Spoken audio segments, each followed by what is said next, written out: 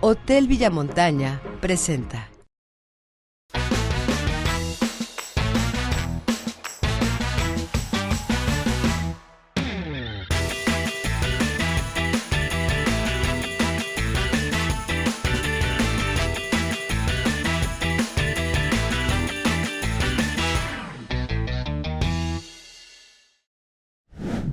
Hola, buenas tardes, noches o días, depende de cuándo nos estén viendo.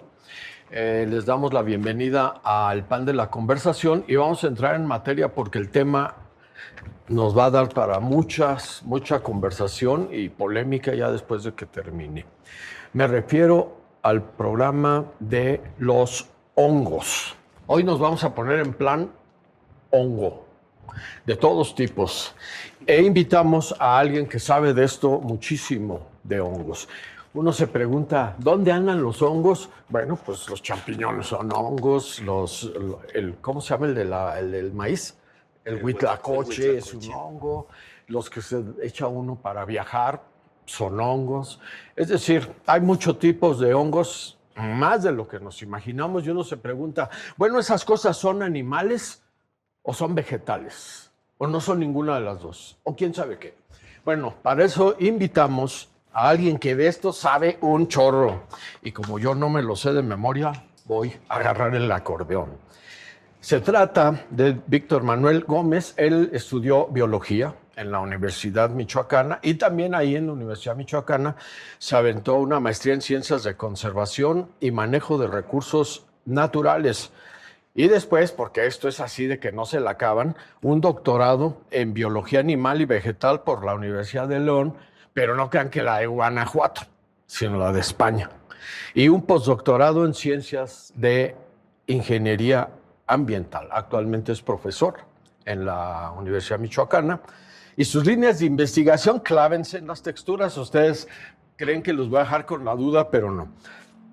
Sus líneas de investigación y a lo que le dedica sus mejores esfuerzos es a la taxonomía, a la ecología y de los seres vivos y su relación con un medio X, etcétera, y la etnomicología y aparte los macromicetos.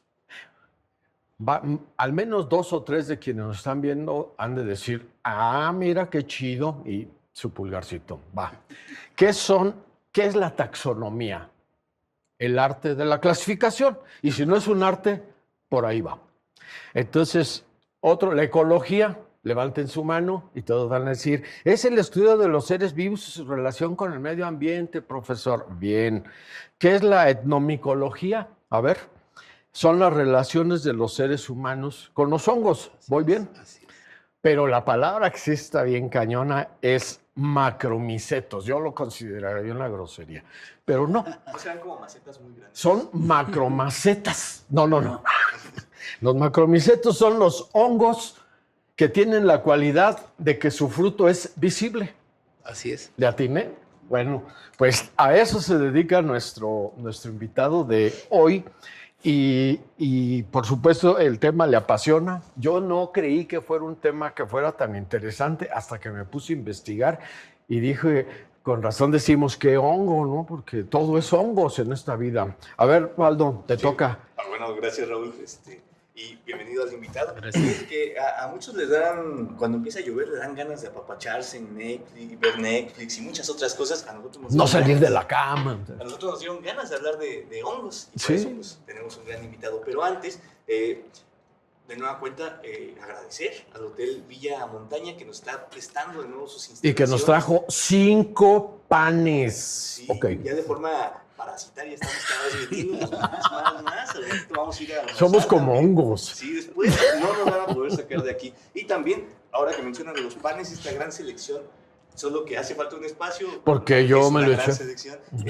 Agradecer a los panaderos Alondra y Zeus que nos traen esta selección de... Sí, la verdad se la rifan, está bien bueno el pan. Sí, pero bueno, vamos a hablar sobre el tema de los hongos.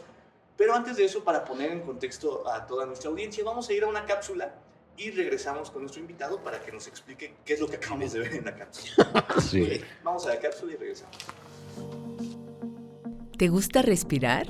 ¿Sí? Pues seguramente estás inhalando hongos. Pero no te preocupes, no son tan malos.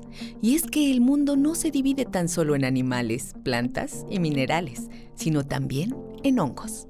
Esos seres ancestrales que han subsistido en la Tierra por medio de complejos mecanismos mucho tiempo antes que los humanos pobláramos este planeta y que seguramente seguirán aquí cuando nos vayamos.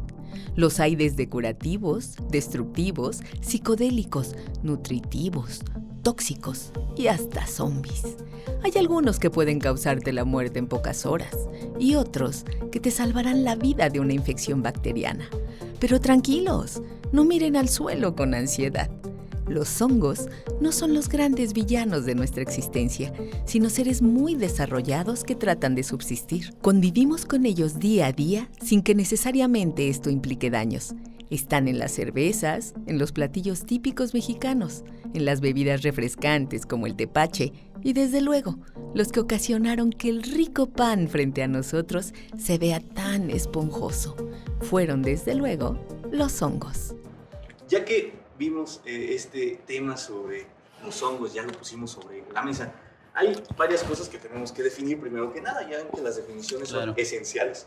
Primero que nada, ¿qué es un hongo? Porque hay personas que creen que un hongo es, como dijo Raúl, es una planta, porque lo vemos ahí sembrado, o realmente alguien lo sembró, o está ahí por qué, o un hongo es más hacia el reino animal, porque últimamente se ha visto como un ser vivo animado más allá de las plantas, que sí tiene bastante movimiento, hasta incluso sensorial, ¿no? Entonces, ¿cómo podemos definir un hongo en general? Bueno, primero, muchas gracias por la invitación, Raúl, Baldo. Efectivamente, ¿no? Los hongos es un grupo muy interesante, que taxonómicamente, esta arte de clasificar, que es mucho a lo que nos dedicamos, separa en reinos distintos a las plantas, animales, hongos y otros organismos que se separan en otros reinos, ¿no? Pero enfocándonos a estos tres, tienen características muy particulares los hongos, ¿no? Por ejemplo, aquí estas plantas que tenemos aquí, una característica es que ellas producen su propio alimento a través del proceso que llamamos fotosíntesis. Los hongos no lo pueden hacer. Entonces, podríamos decir que esa es una característica esencial. Pero casi la esencial, ¿no? Sí, la esencial, ¿no? Los hongos son heterótrofos, al igual que los animales. Los animales ingieren el alimento, mientras que los hongos hacen un proceso de degradación de manera externa. Es un proceso enzimático donde lleva un proceso bioquímico y metabólico muy interesante, pero es de manera externa, además de otras características como que los hongos verdaderos, bueno, para empezar ahí, y dicen, bueno, ¿por qué verdaderos?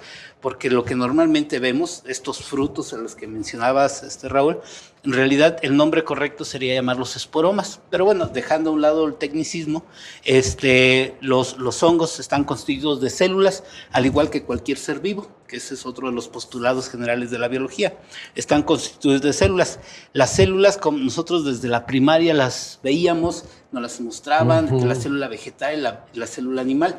La célula de los hongos generalmente son filamentos alargados. Son estructuras filamentosas que se llaman hifas.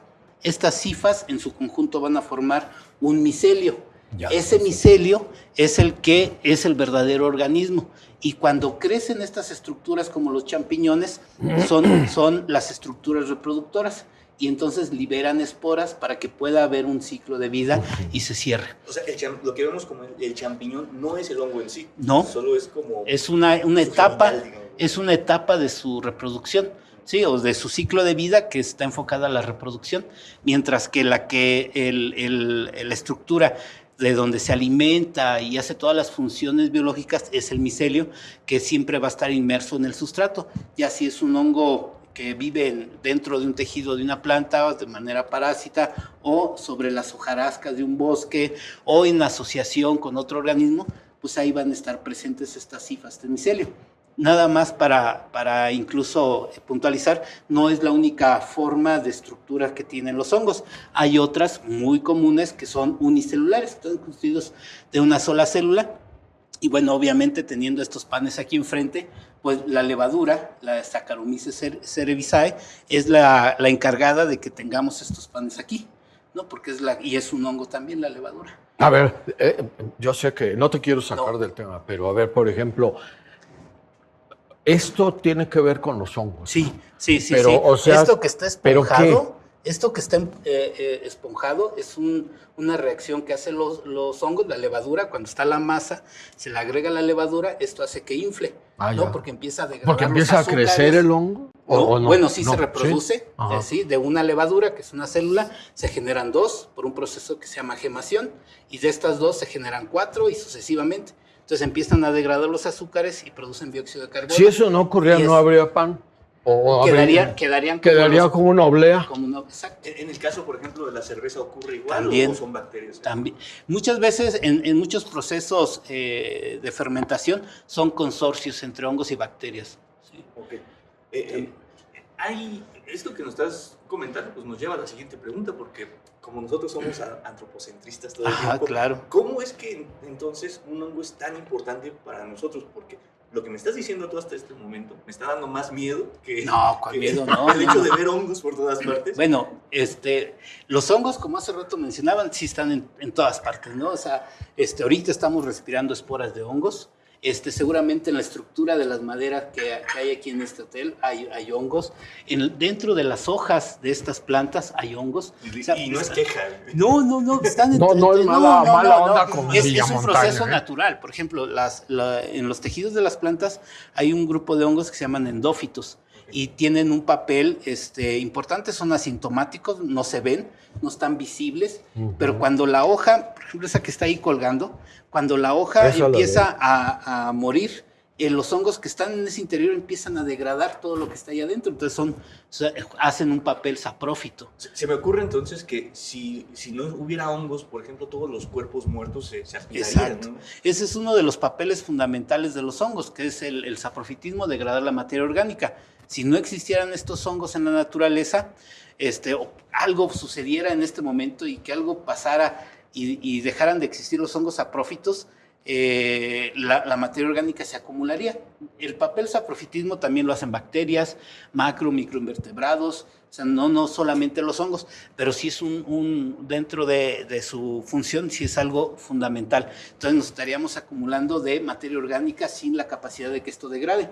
Además de que estuviera ahí presente, pues también afecta los ciclos biogeoquímicos de carbono, nitrógeno, fósforo, entonces la vida se empezaría a perder, ¿no? Sería yo creo que algo desaparecería la vida, no la nuestra, sino la de todos los seres que respiramos o algo así. Por supuesto, sí, no, porque se generaría una serie de eventos que terminarían eso. Bueno, eso lo vemos ahorita, sí, pero desde el punto de vista evolutivo, si los hongos no existieran, la vida hubiera buscado otros mecanismos.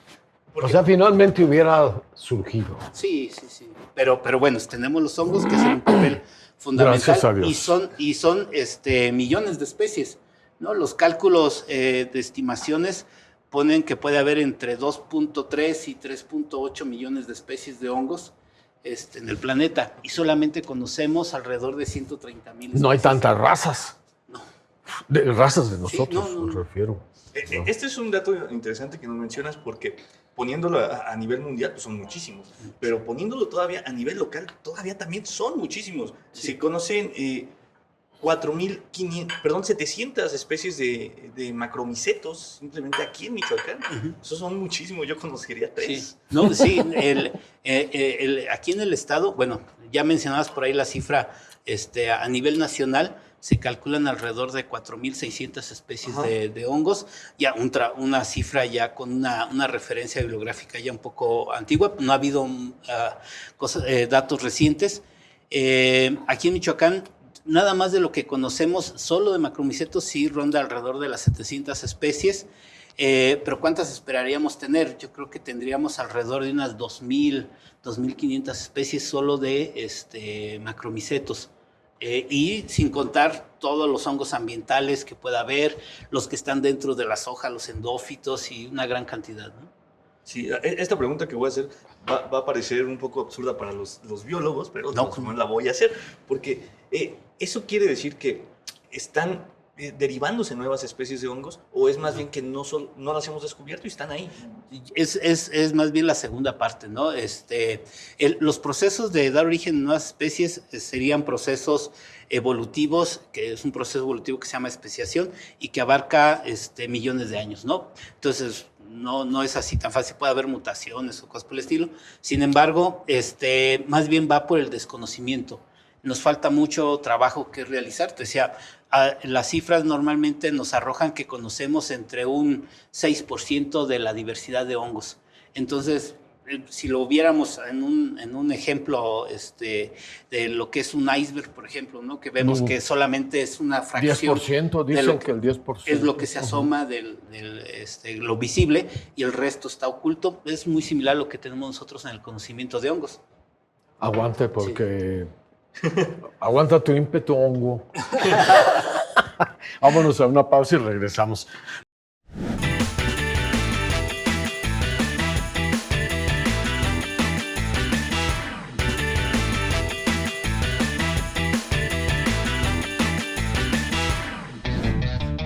Nos quedamos ni a la mitad en la otra pregunta y Víctor estaba así como diciendo, y puso 3 puntos suspensivos. Volvemos al asunto. Hay algo en especial, Víctor, que, bueno, hay varias preguntas que tenemos, pero queremos centrarnos en algo que de veras resulte interesante de manera práctica, entre comillas, para las personas que nos están viendo. Por ejemplo, tú mencionabas, o de afuera de cámara, que Michoacán es un estado micofílico. Uh-huh. La pregunta sería, micofílico, entiendo que es como que se lleva muy bien con los hongos o algo así, exacto, pero también que debe ser una circunstancia que tiene ventajas, desventajas, o sea, ¿qué onda con que seamos micofílicos los habitantes de Michoacán? Sí, mira, bueno, un punto que, como hace rato definías, la etnomicología, que Ajá. es la relación de los hongos con los seres humanos, estas relaciones que además han existido durante siglos. O miles de años. O miles de años, exacto. En nuestro estado no queda exento de esta relación. Nuestros pueblos originarios, el más representativo de nuestro estado, que es el pueblo purépecha, durante siglos, milenios también, han tenido esta relación, conocen perfectamente el uso de los hongos, saben reconocer las especies comestibles, reconocen algunas especies tóxicas, y entonces es muy interesante documentar todo ese conocimiento que hay en todos nuestros pueblos originarios. A partir de ahí, bueno, se pueden generar distintos aspectos como manejo de formas de reconocimiento, la transmisión del conocimiento de generación en generación en estos pueblos, la identidad. Nosotros hemos documentado que para muchos pueblos originarios purépechas el conocer el uso y el manejo de los hongos, que no cualquier persona lo tiene, eso les da una identidad y se apropian de este conocimiento y son orgullosos de saber qué hongos son los que se comen, cuándo aparecen, porque incluso ellos saben perfectamente cuándo va a salir una especie, y cuando termina esa especie es porque ya va a aparecer la siguiente y sucesivamente, ¿no? Entonces, bueno, eso es muy importante. En esto, bueno, digamos, eso es en los pueblos rurales o en las comunidades rurales, pero en los pueblos urbanos o en las ciudades también puede llegar, hay cierta relación, ¿no? ¿Cuántos de nosotros hemos ido a centros comerciales o en los mercados de ruedas, en los tianguis, que vemos que están las señoras, las personas vendiendo hongos? Las hongueras, justamente, que es una actividad netamente femenina, aunque quien hace las recolectas generalmente son los hombres, pero las mujeres son las que se dedican a la comercialización. Pero bueno, es otro punto. Pero de esto muchas veces el entusiasmo que pueden generar estas primeras lluvias, como las que estamos viviendo en estos días. Sí, yo ando bien hongo. Lolo nos invita, ¿no? A salir a campo, ¿no? Dice, vamos a recorrer o a caminar, pues salir un poquito del estrés, y vemos los hongos y de repente los documentales que salen en las distintas cadenas de televisión o series. Pues pareciera como que nos invita a conocerlos, a recolectarlos, y pues el siguiente es el consumo. Entonces esa parte es muy peligrosa si no se tiene la experiencia, porque así como hay especies que son muy sabrosas, que son comestibles, también tenemos especies que son tóxicas, especies que nos pueden incluso la muerte, ¿no? Puede llegar a ocurrir el deceso por el consumo de estos hongos. Entonces hay que tener mucho cuidado de las personas cuando salgan. Entonces siempre cuando toca dar una conferencia, una charla, o como en este caso que me hicieron la invitación para estar aquí con ustedes, pues siempre es dar una regla, ¿no? Si no conoces, no lo consumas, ¿no? O sea, si no sabes qué hongo es o no vas con alguien de experiencia, no los consumas, porque sí puedes poner en riesgo pues de simplemente pasar un mal rato, de una diarrea, dolor de cabeza o quizá la muerte. Sí, porque existen incluso, por la otra vez estaba escuchando que existían hongos que te pueden causar la muerte en horas, ¿no? O sea, sí, en un periodo a lo mejor de unas 48 horas, 72 horas, sí puede llegar a ocurrir el deceso. O sea, pero eso, 48 horas, si se mueren porque no hay atención médica o porque no importa qué hagas, te vas a morir. o se puede confundir con otra cosa, ¿no? Mira, normalmente en las primeras horas después de haber consumido, estos son unos hongos del género Amanita, que pueden ser Amanita bisporígera, son unas especies muy bonitas, blancas, que pueden llegarse a confundir con... ven pa' acá, papi. Además, si uno las huele, tienen olor agradable. O sea, no hay nada que te diga que peligro, ¿no? O sea, normalmente en la naturaleza dices, es que si ves colores rojos con negros, así. Exacto, no dices peligro, eso es, que incluso es evolutivamente es una marca que para los depredadores. Pero en los hongos no sucede eso. Si tú ves este hongo blanco, muy parecido a un champiñón, que por eso puede llegarse a confundir, con olor agradable, muy bonito, puro el color blanco. O sea, ocurre ahí, ¿no? más o menos como con las personas. Sí, ¿no? bueno, más o menos. De eso pero esta chica bueno, está bien hongo. Exacto. Entonces, después de que consumes esos hongos, también, por supuesto, tiene que ver, hay otras variables, ¿no? La persona, su condición, cuánto consumes, ¿no? Pero bueno, suponiendo, en las primeras horas los síntomas se pueden confundir con una diarrea, con un malestar estomacal, a lo mejor hasta por una bacteria. Y entonces el médico te da pues, un antibiótico. Tú te vas a tu casa, te tomas tu antibiótico y pareciera que ya la libraste, ¿no? Entonces hay un pequeño lapso ahí donde se ve una mejoría, pero después de eso inmediatamente empiezan a surgir otros síntomas hasta concluir con que las toxinas de esta manita empiezan a atacar el hígado y empiezan a generar pues diarreas ya con sangre, cosas ya más O sea, fuertes. el asunto más bien es de diagnóstico, pero... Sí. O sea, si no te atiendes en 48 horas te puedes morir. Sí, y yo sí, supongo que sí. Si te agarra si consigues un doctor, sí decirle, me eché un hongo. Exacto, eso es fundamental. Fundamental, ¿no? Sí. Para que no se vaya por una apendicitis. Sí, aquí en Morelia, con un doctor del centro de salud de acá arriba, de Altozano, de repente le llegan a él casos de intoxicaciones y lo primero que él sospecha es si puede ser un hongo, me contacta y me dice, oye, mira, tal persona con estos síntomas y aquí está la foto del hongo que se comieron. ¿Tienes tú posibilidad de identificarlo con esto? Y, bueno, ¿te han dicho? Sí, tenemos esa relación, ha ocurrido en años anteriores y ha habido casos donde pues, lamentablemente ya no había mucho que hacer. En otros casos, pues simplemente fue un malestar pasajero porque el hongo no era venenoso, pero simplemente fue ahí un psicosomático, digamos. Pero sí puede llegar a ocurrir. Entonces, en cuanto sientas diarrea porque te comiste un hongo que no sabías qué era. Sí, no. Es al médico. Y hay médicos que cada vez se están capacitando. Pero también hay una cuestión de que, por ejemplo, cuando tú te empiezas a sentir mal, casi lo primero es pues que comí. Sí. Pero si es un hongo alucinógeno. Bueno, si es un hongo, claro que lo recuerdas, ¿no? Y los alucinógenos han pasado. A mí hace algunos años voy a ir, algunos estudiantes que querían experimentar, se fueron a campo, Y cuando regresaron, después de haberse ¿Con comido los diarrea? hongos, regresaron con diarrea y estaban preocupados. Por ¿no? eso es un mal viaje también. También. Entonces, muchas veces, pues, ¿dónde está creciendo ese hongo? No te puedes traer ahí ahora sí bacterias y que te pueda generar un... Pero, o sea, no hay forma, ya deja de los alucinógenos, o sea, Sí. no hay una forma medianamente práctica de decir, normalmente un hongo que no es buena onda tiene estas características. Mira No. feo o algo así. No. Lamentablemente, los hongos no tienen, así que con una característica que yo le vea, Que digas, significa esto, ¿no?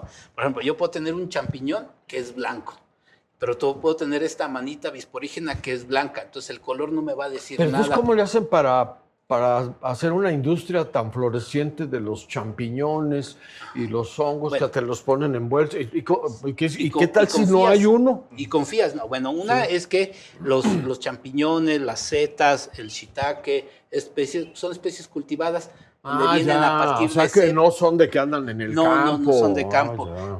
Son cepas que pues, tienen mucho tiempo y además se sabe que son comestibles. Ya. Bueno, nada más domesticadas un poco en cierto sentido. Nada más para responder, ¿cómo sabemos identificar un hongo? Es a través del conjunto de una serie de características que nos permiten poder llegar a una determinación taxonómica, poderle asignarle un nombre y con ese nombre conocer qué especie es, qué características tiene. Entonces, de esa manera nosotros lo podemos hacer. ¿Cómo lo hacen los pueblos originarios? Los pueblos originarios también revisan una serie de características. Ellos dicen, bueno, si tiene esta forma, crece en tal bosque, huele de tal manera, ese es un hongo comestible, ¿no? Pero si ese hongo está creciendo en el mismo lugar, tiene un color parecido, pero si en lugar de tener el himenio de color amarillo lo tiene blanco, es tóxico. Oye, Entonces, ellos saben identificar las características. Oye, ¿cómo resuelven ustedes este acercamiento desde la ciencia con el conocimiento ancestral o originario? Es decir, es el sincretismo, puedo decir que esta mezcla. Sí. ¿Cómo? Yo tengo la impresión, hasta donde yo sé, la ciencia es escéptica. Pero sin embargo, aquí me está diciendo, cuando uno está con los pueblos, parece que llevan una buena relación. Bueno, claro, si lo vemos desde un punto de vista positivista, pues sí, pareciera que son dos cosas separadas, ¿no? Pero ya estamos en una época donde reconocemos que el conocimiento se puede originar de diferentes maneras, ¿no? Uno es el que es igual de válido, el conocimiento empírico, el que se genera dentro de las cosmovisiones de los pueblos originarios, es igual de válido e importante que el que es llevado a cabo, digamos, por el método científico, lo que hacen en los laboratorios, lo que se hace en las universidades. O sea, no hay prejuicio. Por lo menos al menos en el área de ustedes, sí, no. Por lo menos en el área de nosotros, no. A nosotros nos interesa mucho ese conocimiento. Incluso hay varios trabajos aquí en México que a partir de esta relación de los investigadores o de los científicos con los pueblos originarios, se han descrito nuevas especies para la ciencia. No que no se conocieran, porque los pueblos tienen conociéndolas siglos. Más bien, la ciencia no conocía a esas especies. Entonces, a partir de esa relación han surgido varias especies nuevas. En este año han surgido por lo menos 3 o 4 publicaciones de especies nuevas aquí solamente de México. Entonces, bueno, también es muy rico poder trabajar con ellos, entender esta cosmovisión de cómo ven la vida. Es una forma del conocimiento que es igual de válida que el conocimiento científico. Oye, Víctor, fíjate que un amigo el primo de un amigo. Un primo de un amigo, que no te voy a decir quién soy, pero le interesa ir a estos lugares donde sí es legal el consumo de hongos alucinógenos, pero le preocupa mucho que no conoce. Entonces, y aparte le debe preocupar no regresar. Y le preocupa mucho que no haya un hospital cerca de esa zona rural, ¿no? Entonces, tú desde la ciencia, ¿qué recomendarías a estas personas que se interesan por estos hongos alucinógenos? Bueno, yo creo que sí vale la pena mencionar que en nuestro país no está legalizado el consumo de hongos. O sea, quizá en otros países, Estados Unidos, van un poco más adelantados en eso, en Europa, por supuesto. ¿Y en las zonas que son como ahí es que es distinto, ¿no? Desde los usos y costumbres de los pueblos, es válido, igual que, por ejemplo, los pueblos que hacen consumo de...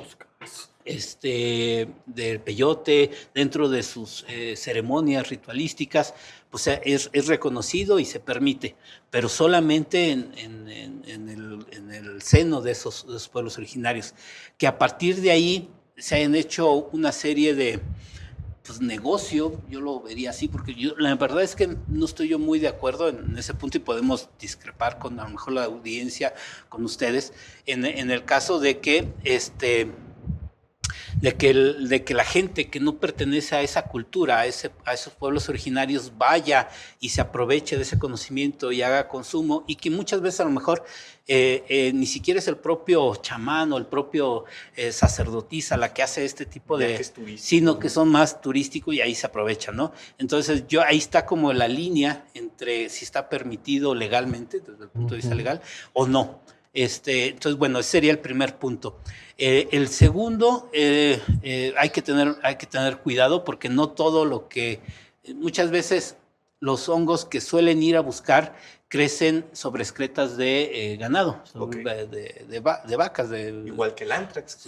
Mándale. Entonces, no todo lo que crece ahí es oro, ¿no? Digan, no todo lo que está ahí es alucinógeno. Entonces, muchas veces pueden consumir otras especies que a lo mejor no te va a generar nada, pero sí te puede generar una diarrea. Uh-huh. Entonces, yo en primer lugar, pues, digamos, tengan mucho cuidado, no está permitido desde ese punto de vista, que es distinto para los pueblos originarios.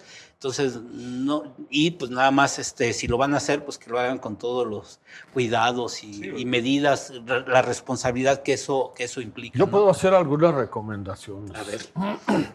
Nunca lo hagan si no hay un guía. Uh-huh. Eso es básico. Claro.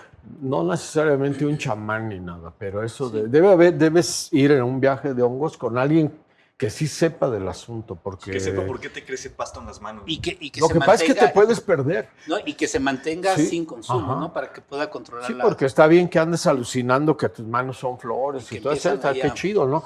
Uh-huh. Pero en una de esas te pelas y claro. Ahí te ves. Sí. Y sobre todo, pues que sí te fijes cuál hongo te vas a echar, porque si te echas uno para diarrea, pues ese es un mal viaje. Claro, que haya estado muy estreñido en ese tiempo. No sé cuánto nos quede de... un minuto, pues yo no sé qué podamos decir en un minuto. Bueno, yo quiero dejar una pregunta sobre la mesa. Seguimos hablando de cosas tenebrosas de los hongos. Fíjate que la investigadora Adriana Romero, en una conferencia del 2017, presentaba que los hongos estaban colaborando al calentamiento global. Malditos. Pero es que es algo cíclico, porque entre más calor hace, más hongos se van despertando con el deshielo de los polos y comen más. Y entonces al comer más liberan más CO2, así es. Y el planeta se calienta más y se vuelve como un ciclo. ¿Esto debe preocuparnos? Sí. Vamos a... Sí. La respuesta es sí. Nos debe de preocupar. ¿Por qué? Descúbralo después del corte. Sí.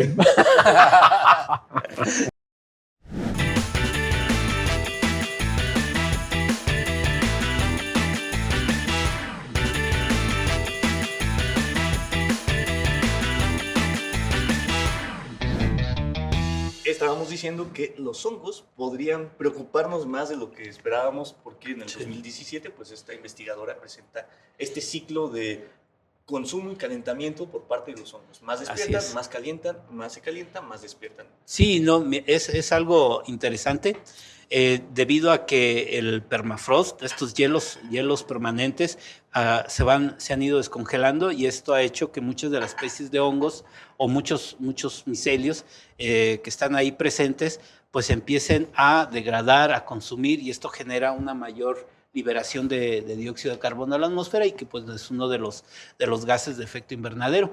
Pero no solamente los hongos, ¿no? El mismo calentamiento global nos debería preocupar a nivel global, porque está alterando los ciclos hídricos, los de floración. Hace unos meses todo el mundo sorprendido porque en pleno invierno estaban floreciendo se me olvidó este árbol, las jacarandas en la Ciudad de México, en una época donde no debería estar ocurriendo por las altas temperaturas. Entonces, no solamente los hongos, sino los cambios globales que están ocurriendo, pues estamos prácticamente a finales de junio y apenas están cayendo las primeras lluvias, de los cuales que tradicionalmente, pues el 15 de mayo ya estaban establecidas. Entonces, imagínense todo lo que podría afectar a los agricultores con los que ya afectó. Entonces, bueno, el calentamiento global nos debería preocupar a todos y, por supuesto, los hongos pueden llegar a ser un detonante que pueda incrementar, ¿no? También se ha considerado que los hongos pueden ser reservorios de carbono. Entonces también en ese sentido, bueno, está la contraparte. Se podrían regular ellos mismos. Un poco, pero son cosas distintas, porque al final de los que hablas de esta investigadora, pues son hongos que estaban ahí, pero que no estaban actuando. Okay. Y ahora se están sumando a liberar dióxido de carbono. Estaban como un conductor malo de televisión en la congeladora, ¿no? Bueno, vamos a preguntar otra cosa, porque si a esto se lo hubieran dicho a Pedro Pascal, quizá hubiera tenido tiempo para prepararse. Porque ¿verdad? La premisa de este videojuego, que después se hizo serie los últimos de nosotros, lo voy a decir así para que no me equivocarme, es que un hongo en específico evoluciona debido a que este hongo no puede adaptarse al calor, pero por el calentamiento global se va adaptando a tal punto de que puede entrar en la temperatura. Lo curioso de este hongo es que genera zombies en general. Entonces, este hongo, o esta premisa que es ficción, pero esta premisa podría ser real. ¿Qué hongo es ese el que está generando zombies? Bueno, sí es real. Existe el género Cordyceps. Taxonómicamente ha cambiado las nomenclaturas, pero bueno, eso es algo técnico. Pero sí existen estos hongos que parasitan principalmente hormigas, pueden parasitar diversos insectos, artrópodos, y hay una serie de especies del género Ophiocordyceps o Cordyceps que sí modifican el patrón de comportamiento de las hormigas. ¿Qué es lo que hacen? Una vez que es infectado, libera una serie de químicos, el cual, digamos, entre comillas, le ordena a la hormiga que empiece a caminar y que se vaya a posar en una parte alta, generalmente en vez de una hoja o en la parte superior. Y entonces ahí se fija y el hongo ya ha invadido completamente el cuerpo de la hormiga. El hongo, me refiero al micelio, entonces incluso hasta se puede ver estructuras blanquecinas, algodonosas alrededor de las hormigas, y empiezan a surgir las estructuras reproductoras. Estos esporomas, los hongos que la estructura que va a liberar las esporas. Entonces lo que hace es buscar un sitio adecuado para que pueda haber una mayor dispersión de las esporas y con esto tener mayor eficiencia a la hora de poder parasitar a nuevos individuos. Entonces ese es el mecanismo que tiene evolutivo para el cual se pueden dispersar. E incluso las mismas hormigas pues tienen cómo detectar a esta hormiga que ya viene parasitada y no permiten entrarlos a los termiteros, a los hormigueros. Ahora, de eso a que brinque a los humanos, tendría que haber una serie de mutaciones muy fuertes para que esto pudiera ocurrir, ¿no? O sea, a ver, mira, tú haces una pregunta. Porque sí es cierto, perdón, nada más termino con esta idea. Sí. Porque es muy cierto, ¿no? O sea, si como empieza la serie, que están así como aquí en la y de repente mesa, me voy. Y dice uno de ellos, es que el peor de las pandemias es que sea un hongo, porque no hay forma de cómo acabarlos, ¿no? Sí. Realmente las enfermedades que muchas veces padecemos a causa de un hongo son muy difíciles de terminar, ¿no? De poderlas limpiar. La onicomicosis, la caspa, este tipo son difíciles porque muchas veces el medicamento que te dan te puede generar otros problemas. Entonces, sí, fíjate, lo que quería comentar ni siquiera tiene respuesta porque es una tontería lo que voy a decir, pero ¿cómo es posible que unos hongos, yo sé, todo lo voy a decir entre comillas porque no hay manera de decirlo de otra manera, ¿cómo es posible que unos hongos o macromicelios ordenen? Es decir, la onda es hay una reunión de micelios, de macromicelios. ¿Dónde están las hormigas que nos vamos a echar? No, pues los de aquel hormiguero, y ahí van, güey. Sí. Entonces, ellas saben que ciertas hormigas las van a trepar a lo más alto de una rama. Dices, ¿no es siniestro? ¿Será que son malas o es cuestión de suerte? No, es que no son ni malas ni buenas. No, ahí no hay ética, pues sí, es lo peor que no hay ética. Es que es la naturaleza y son los mecanismos que tienen. Y la respuesta todo es química. Todos son productos químicos. Yo al inicio les decía que los hongos liberan estas enzimas al medio para alimentarse. Entonces, hagan de cuenta un hilo, un filamento, y en el interior de ese filamento es toda la maquinaria enzimática que tiene el hongo. Y a través de las paredes celulares liberan esas estructuras para que puedan degradar y después absorber para alimentarse. Y entonces para las hormigas es exactamente lo mismo. Liberan estos compuestos que interactúan con las hormigas y les dan estos... órdenes. Pues es que lo podemos poner así, ¿no? Aparte se comporta de forma muy extraña, ¿no? Exacto. Porque, llegué a escuchar, no sé si solo ocurre con insectos, creo que también con sapos, pero con los chochos pasaba algo curioso, que se les caía el abdomen y buscaban copular todo el tiempo, ¿no? Eso tiene que ver también por el cambio que se da hacia el organismo de los insectos, o si le pega a un humano podría parecer eso. No, Tú lo que quieres es treparte al guayabo. Puede ser una excusa de decir, No es que esté jarioso, es que tengo un hongo, ¿no? No, A mí me dijeron. Me dijeron y no, obviamente estas estrategias de las que haces mención, pues son estrategias evolutivas que le han sido exitosas a las especies. Y entonces, como hace rato decía, ¿no? Es que entendamos que los hongos no son ni buenos ni malos, ¿no? A los estudiantes de la licenciatura les voy a leer un artículo en las primeras clases que se llama Héroes o Villanos, ¿no? Es que no son ni una ni otra. Todos, si lo vemos desde nuestra vista, por supuesto, pues claro, la penicilina que surgió a partir de un hongo, pues Penicillium, justamente el género, pues es buena. ¿Por qué? Porque ha salvado muchísimas vidas. Pero si lo vemos con la manita, esta tóxica, mortal, pues ha generado muchas muertes. Entonces, pues les podemos hacer esas categorías, pero la realidad es que no son ni buenos ni malos. Ellos hacen su función y ni siquiera nos pelan a nosotros. Ah, no, claro, son como ellos dioses. están independientes, ¿no? Y ellos hacen su función biológica, que es esencial, que es muy importante, y eso sí es fundamental que la sociedad deba de entenderlo, ¿no? Que si nos vamos a campo y veo un hongo, es malo, sin saber qué es, y lo pateo. No tiene caso, no tiene sentido hacer eso. Y eso puede generar, pues, por ejemplo, en los 80s, 90s, con las películas de tiburón, pues generó una idea a nivel hasta social. La fecha, los tiburones la siguen sufriendo. Entonces, y pues realmente es a través de un filme, de una película, pues que generó esa idea a nivel global. Ficción, ¿no? Es una ficción. Y no es que no ocurran este tipo de casos, pero son no como lo planteaban en la película, ¿no? Y pasa lo mismo con los hongos. Exacto. Oye, Víctor, cuando este programa salga, es la primera vez que un programa lo grabamos y una semana después sale.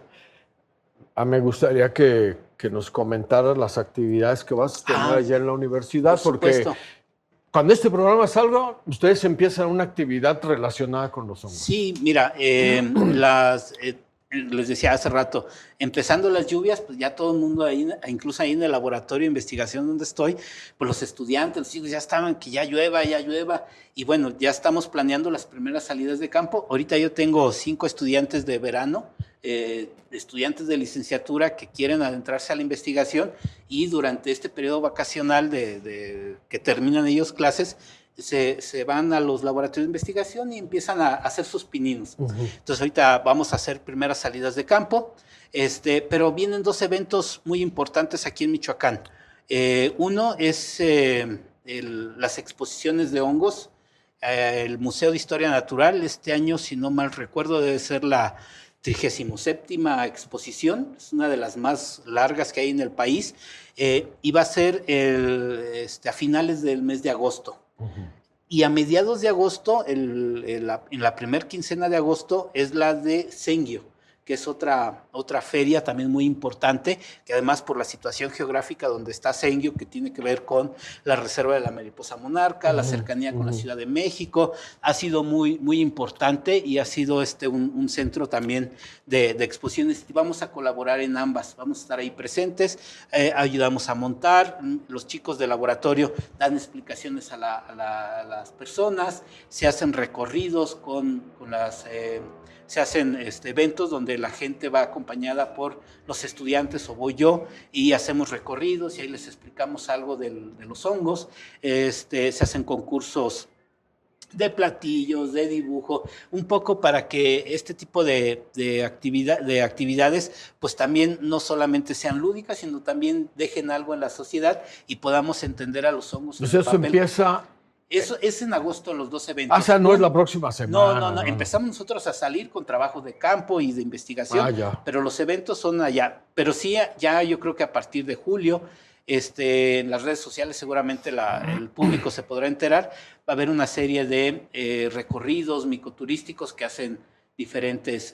que esos ya se hacen. Que esos ya se hacen y que la gente, incluso hay gente que año con año asiste a estos recorridos y que bueno, a través de las redes... Bueno, aquí en Michoacán, o por lo menos aquí en los alrededores de Morelia, está uno que recomendaría yo ampliamente, que sería el que se hace en el área voluntaria para la conservación del Tocuz, que está en la comunidad de Tamanguio, en el municipio de Acuitzio, que está aquí a 40 minutos, son 40 minutos de aquí de la ciudad. En sus redes sociales, ahí ellos podrán encontrar la información. Ellos hacen estos recorridos micoturísticos. Y bueno, en todo el país hay muchísima información. Pero aquí, ¿no? En Michoacán, yo recomendaría con ellos, porque además son exacadémicos, maestros ya jubilados, estudiantes también que han pasado ahí por el laboratorio, entonces conocen muy bien del tema. Ya. Okay, en caso de que alguien quiera acercarse a esto, ¿sabes tú con quién se tiene que contactar o a qué página hay que seguir para...? Sí, mira, por ejemplo, para asistir a estos, las redes sociales del Museo de Historia Natural, igual las del municipio de Sengyot, ahí publican toda la información. Con el caso del área voluntaria para la conservación del Tocuz, también ahí están sus redes sociales. De manera personal, victor.gomez.reyes@umich.mx es mi correo electrónico institucional. Ahí espero que ahí lo pongan ahorita en producción. Ahí me pueden contactar por cualquier duda o información complementaria. Por supuesto, ahí podemos apoyar. A ver, ¿cuánto nos falta, chamacos? 4 minutos. Bueno, vamos. Una pregunta que yo quería hacer, pero dije, ya esto parece que se está acabando. Porque en la cultura popular, los hongos han sido muy importantes. Hay 2 preguntas aquí sobre esto, pero alcanzar por lo menos una de estas. Una es con las brujas. ¿Con las qué, perdón? Las brujas. Ah, ya. Sí, en la historia, las brujas, estas mujeres que tenían poderes mágicos y que hacían sacrificios y que bailaban alrededor de un círculo que nadie sabe cómo llegó ese círculo. Sí. Bueno, sí hay quienes saben cómo llegó ese círculo, pero ya estaba ahí. Me parece que los hongos tienen un papel importante que tiene que ver con eso. Fíjate que muchas de estas historias que tienen que ver... la conducta errática que está teniendo tienen que ver los hongos. Sí, no, ya le llamó la atención las levaduras en esa concha. Fíjate que en todos estos mitos de brujas, hombres lobo, vampiros, quizá, en muchas explicaciones detrás de ellos están los hongos. Hay, por parte de estos efectos alucinógenos que pueden generar algunas especies, hay ocasiones en que se consumen sin darse cuenta, ¿no? En la Edad Media, en Europa, se consumía pan que estaba contaminado con un hongo que se llama Cordyceps purpurea, llamado comúnmente cornezuelo del centeno. Entonces es un hongo parásito que crece sobre el centeno. Entonces a la hora que se molía para elaborar pan, pues iba contaminado con este hongo y provocaba ciertas alucinaciones. De ahí muchos de estos ejemplos, ¿no? Lo que hace referencia a estos anillos o círculos de brujas, pues en realidad es la forma del crecimiento del hongo, ¿no? Si yo pongo a crecer un micelio en una caja Petri, un círculo de cristal, pues va a crecer de manera circular, tiende a crecer de esa manera porque sus hifas, las hifas externas son exploratorias, tratan de buscar dónde están los huecos o los nutrientes, entonces tratan de llenar todos esos espacios de manera circular y cuando se reproducen forman los esporomas, los hongos, las setas en el margen, formando un círculo casi perfecto. Entonces cuando eso lo vemos en campo, pues se relaciona como si hubiera ocurrido ahí un ritual de brujas, exacto, ¿no? Entonces, de ahí fueron esas relaciones que había y muchas, tienen que ver por estos efectos. Sí. Y una última pregunta, ya con esto cerramos. ¿Qué es más probable? Si me como el hongo de Mario Bros, ¿que crezca o que me muera? Yo creo que ninguna de los dos, pero bueno, el hongo que sale en este videojuego es la famosa manita muscaria. Okay. ¿La manita qué? Muscaria. Es la famosa hongo de los pitufos o de Mario Bros. Ya. Que es de color rojo con puntitos blancos, muy bonita. Esta manita sí tiene efectos alucinógenos y uno de los efectos que pueden llegar a tener las personas pues es el gigantismo, el enanismo. De ahí esa relación. Lo mismo pasa con Alicia en el País de las Maravillas, que cuando se hace pequeña para poder entrar de repente se hace gigante, lo han relacionado con esos efectos a partir del consumo de este hongo. Aunque mucha gente ha dicho que Amanita muscaria es mortal, no lo es tal cual. Sí puede llegar a generar ciertas intoxicaciones, malestar estomacal, diarrea, dolor de cabeza, porque además hay una forma particular de cómo preparar el hongo para poderlo consumir, para evitar esos efectos, ¿no? Okay. Hay toda una historia que incluso los chamanes de Siberia consumían la orina de los renos después de consumir Amanita muscaria, y esa orina ya iba purificada, entonces tenían el compuesto que los hacía entrar en trance sin los efectos secundarios, porque ya iba pasado a través del sistema de los renos, ¿no? Para que resbale, digamos. En una segunda parte va a ser recetas para viajar. Sí. Gracias, Víctor, porque ahora sí ya se acabó el programa. Hasta luego, gracias por venir. Hombre, muchas gracias. Agradecemos también a toda la audiencia que nos vio en este episodio y al staff que estuvo con nosotros, y de nueva cuenta al Hotel Villa Montaña, por aquí estaremos de nuevo la próxima semana.